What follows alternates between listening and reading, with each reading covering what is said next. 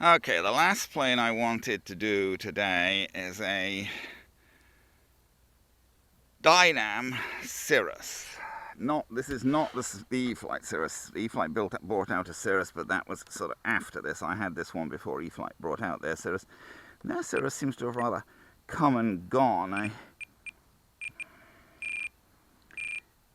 It was announced, I thought it looked an interesting plane, I never really saw one, and then I don't see them anymore, so I don't know whether they've discontinued it or what. No, I've got to find the model for that. It's SR22, that's what it is. Flaps up, throttle cut on, mid-rate. That all sounds reasonable. So we'll see if we can connect the battery. The battery goes in a rather strange way, sort of sticking up vertically here. The advantage of that, of course, is that it's kind of pretty much at the center of gravity. Well, maybe it's not. It's in front of the center of gravity, but certainly you can't move it backwards and forwards, for sure. You see where the battery is? It's just sticking up there in the cockpit, sort of where the pilot might be. Okay. Let's check the controls on this guy. Right aileron, left aileron, right rudder, left rudder. The rudder seems a little on the sluggish side. Up elevator, down elevator. So the problem...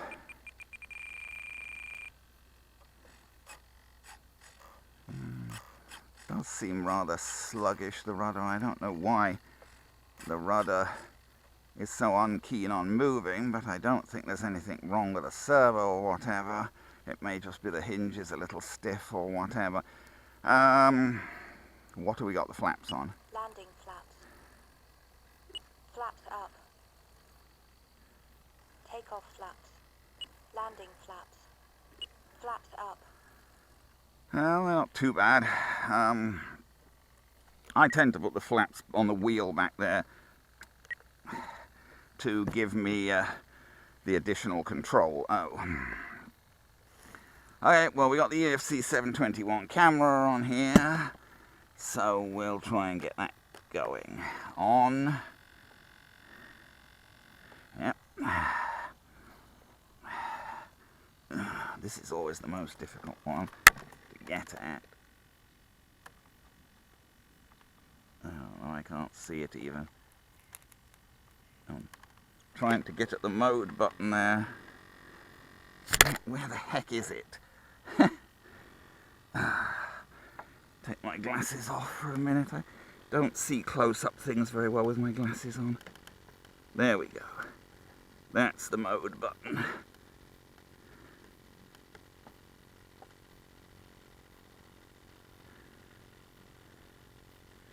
Yeah, so that's blinking now, so it should be recording video. Yeah, I need my glasses, they're multifocals, and I need my glasses for distance, but trying to see really close-up things in detail is a bit of a struggle with my glasses on. Sun's quite up now, got to be careful with it. This is a low-wing tricycle plane, and that may be another reason why it's a little sluggish, that the rudder servo is trying to operate the front wheel as well as and not really doing a terribly good job of it, frankly. As well as well, it's in the middle. Yeah, I'm not too sure about that front wheel, really. The rudder servo is trying to operate both the front wheel and the rudder, and the front wheel's not really working very well. We'll see what we can do. That could probably do with a bit of repair at some point, but we'll see if we can work with it for now.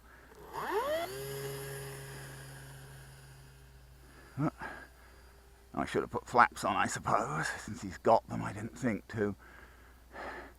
I was a bit concerned about that front wheel. Looked as if it might have been pointing to the right, but he didn't show any tendency to run to the right. Yeah, I mean, that front wheel is supposed to be steered by the rudder servo, but I don't think it's really working very well. So, I don't know. It didn't seem to cause much of a problem with takeoff. How much power has this guy got? That's full throttle. not overburdened with power then. This is a Dynam plane. It was plug and play, so it had everything in except a receiver. 6 minutes. And I put one of my standard little, well, certainly got enough power to loop readily, even though he doesn't seem to be going super fast. He's certainly not complaining about looping. He looped rather more. Now, whoa! Oh, bugger. Blinded myself. Damn! Damn, stupid! I mean, I went through the sun and blinded myself. Cut on. Damn!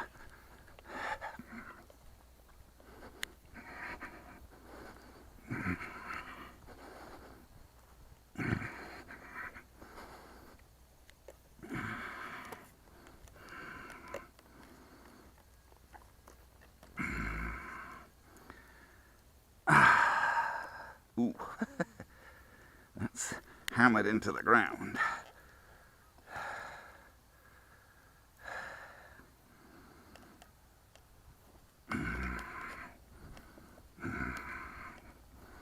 Well, I don't know that he's going to fly again in a hurry. That's a nasty mess.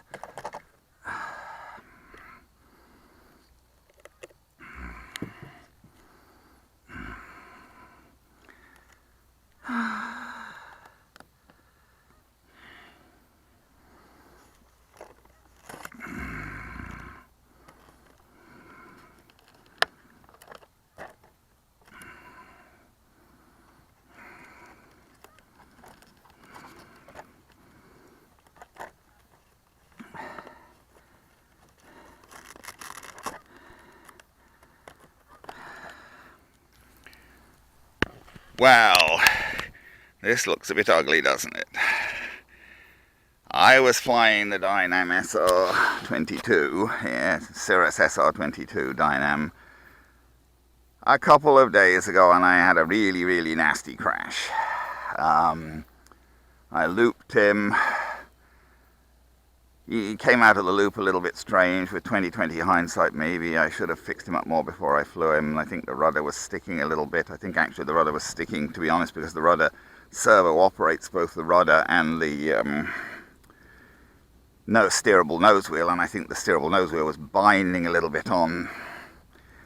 There's a cowling which went over there, and somehow or other on the cowling, and this is the ESC for the motor underneath. Somehow I think the wheel was binding, and that was stopping the rudder moving freely. It wasn't that it wasn't moving at all. It would move and go back to center, but it wasn't moving freely and quickly the way it should have done when I checked the controls before takeoff. Now it is now, I think, you know. Yeah, I mean, that rudder seems to be moving pretty well now, definitely better than it was the other day. Anyway, it came out of a loop a little bit strange. Actually, I took it round, did the loop again, and it also came out a bit strange. And it was a bit tricky. Instead of going straight round the loop, it came out of the loop sideways. I got control of it, but before I realized it was heading into the sun had come up over there and went right into the sun. Sun comes up over there. Plane flew right into the sun. I followed it with my eyes. There's the moon up there now. And I just totally blinded myself. I was utterly blind for a couple of seconds from looking right into the sun. And before I got my vision back, the plane crashed nose first into the ground. Sad. Looking at the video, I had no time to consciously think, oh, what should I do? Looking at the video, apparently what I did basically was cut the throttle and release the sticks, which was probably not the stupidest thing to do, but it didn't work very well in this case because this plane's not really a glider, so I guess he probably just stalled when I did that and went nose first into the ground. And the old propeller had it was a 3-bladed propeller with a big conical spinner on. That spinner just embedded itself right into the mud under the grass. Didn't even break the propeller was flat on the ground, but the spinner was embedded hard into the mud, and then the weight of the plane fell over and snapped the motor shaft off just behind the propeller. So anyway, I've mended the foam damage. I've mended the cowling as well. I haven't got it on now, but that's because it won't fit on with this power arrangement. The damage was mainly to the nose area here, the cowling, and this area here, and the battery ripped itself out of its holding because of the inertia, the moment of inertia.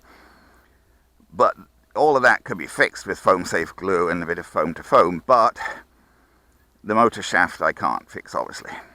So I looked around. I've ordered a new shaft. Actually, I've ordered a pack of 3 shafts because that's how they sell them. They must think they're quite likely to break if they sell them in shafts, packs of 3. But anyway, but unfortunately, that's got to come from China.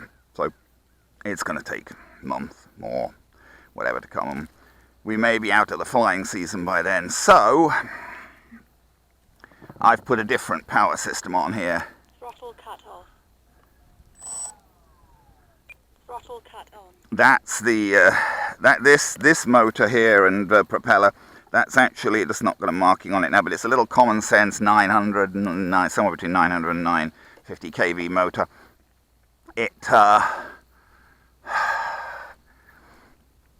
It's the same one that I put onto the flight test stalk after that crash. The flight test stalk crashed because the wing broke. The wing folded in mid-flight and it crashed. And that broke its motor. And I had this on the stalk and it flew the stalk. It's kind of underpowered, but it flew the stalk. It's about the minimum size that they call for the stalk. And it flew the stalk enough that you could loop the stalk and whatever, but it felt definitely underpowered. Didn't like the stalk flying with this, so I put a much bigger, much bigger motor on the stalk now. So this was lying on the bench, and it actually fitted right onto the firewall. The only thing was I had to drill a hole through the middle of the firewall because this motor has a shaft that sticks right out the back, unlike the old one. So I drilled a hole in the middle of the firewall, put it back. I've put a bit of lead tape on the nose there to try and bring the center of gravity forward a bit. I haven't turned on the flight camera at all, have I? Can I do that? Talking too much. Yep, that's in video mode. Famous last words. It is in video mode. And that's recording now. Yes. So hopefully that camera was on it when it went down. That camera's been in several crashes by now. It was on this when it went down. It was on the stalk when it went down. It was on the Grand Cruiser when that crashed. It was on the Icon when it crashed. So yes. Take off flaps. Landing flaps. Take off flaps. I don't think we even want that much, do we? A little bit. Won't hurt though. So it's been in a few crashes, this flight camera. Oh well, I don't know. So will this fly, and if so, how well will it fly with this new power system? This is not intended to be permanent, as I say. I want to put, if I can get the shaft to the old motor, and I don't destroy the plane between now and then, what I'm planning to do is put a new shaft in the old motor, and hopefully get the old motor, the old propeller, and the cowling back on properly. But I just wanted to see if I could fly it with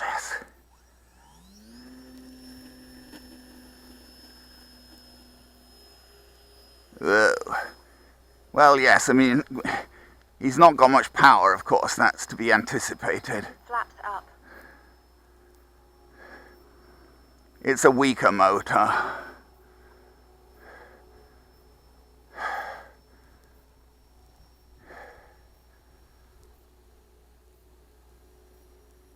It's just about adequate for a plane of this weight, but definitely not as strong a power system as the old one. Can it loop?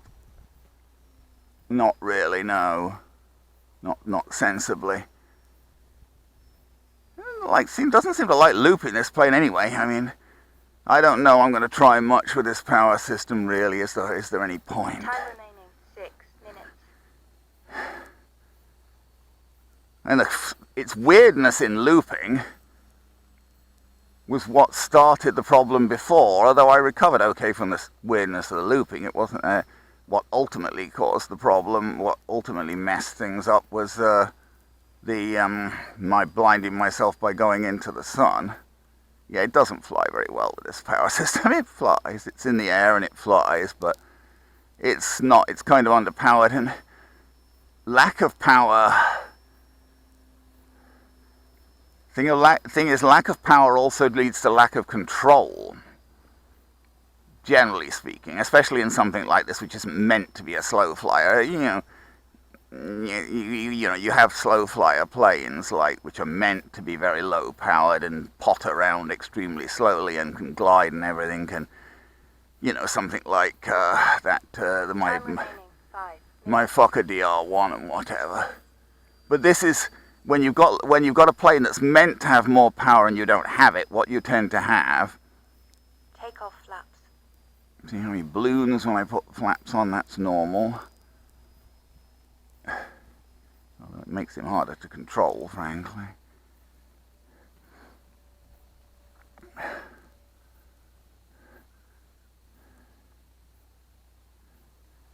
I was trying to land here, but I think I'm too high. Flaps up.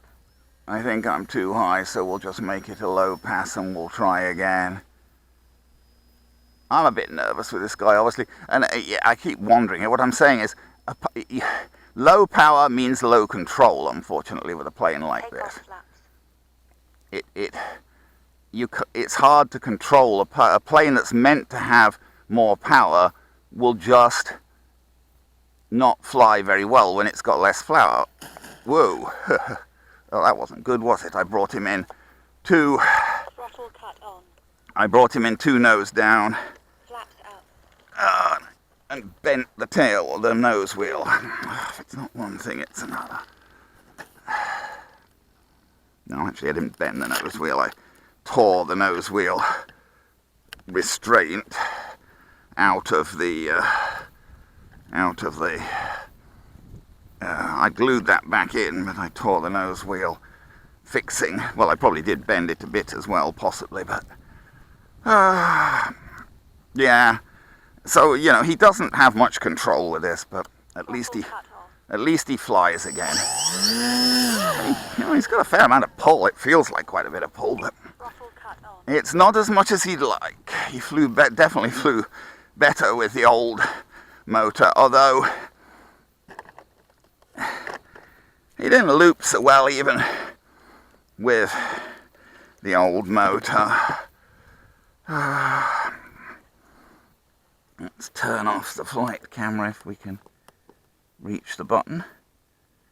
Yes, we got the button there, that's off. I put some lead tape on to move the centre of gravity because this guy's, we've not, no, Cowling weighs hardly anything, but he's a bit shorter than the old propeller. Where they call for the centre of gravity be is ludicrously far forward.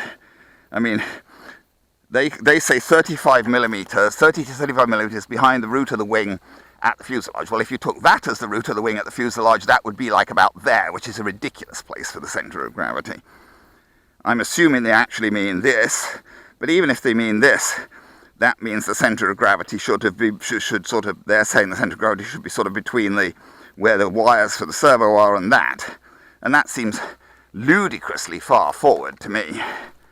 You know, it's a straight wing and everything. I mean, that just seems very, very far forward. I don't have the centre of gravity quite that far forward, and I don't think the centre of gravity was that far forward with the old motor.